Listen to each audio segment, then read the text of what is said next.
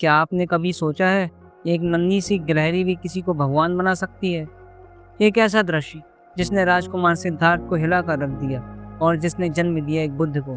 अगर आप इस कहानी को अंत तक देख लेते हैं तो हो सकता है आप खुद भी एक नया जीवन जीने लगे। नमस्कार। सिद्ध संत बाबा नीम करोली महाराज जी की कृपा से आज मैं आपको एक ऐसी सच्ची कहानी सुनाने जा रहा हूँ जो न केवल आपको प्रेरणा देगी बल्कि आपका आत्मविश्वास भी बढ़ा देगी।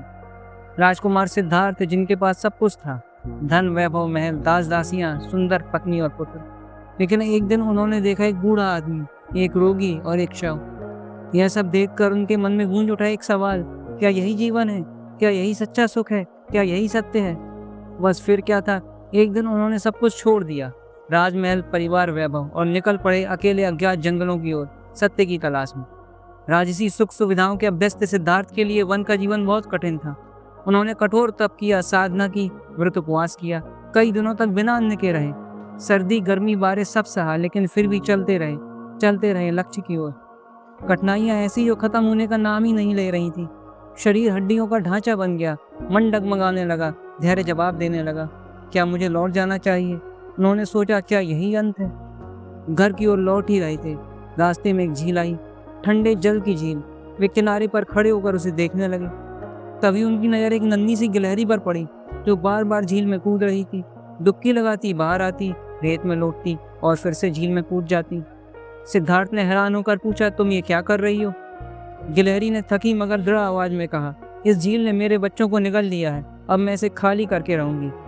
सिद्धार्थ मुस्कुराए, क्या ये संभव है? गिलहरी बोली, मुझे नहीं पता, ये जन्म लगे या अगला, लेकिन मैं अपने प्रयास को अधूरा छोड़कर भागूंगी नहीं।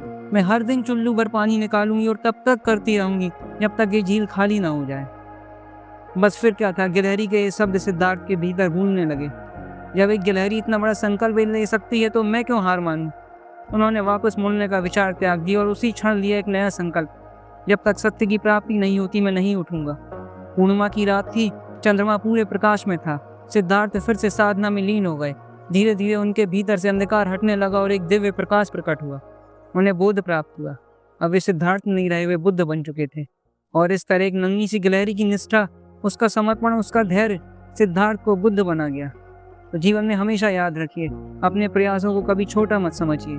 सच्ची निष्ठा, धैर्य और समर्पण से कोई भी असंभव कार्य संभव हो सकता है। अगर मेरी ये कहानी आपको प्रेरणादायक लगी हो तो कमेंट्स करिएगा, लाइक और शेयर करिएगा। और अगर ऐसी ही कोई मोटिवेशनल कहानी आपके पास हो तो कमेंट्स में ज़रूर भेजिएगा।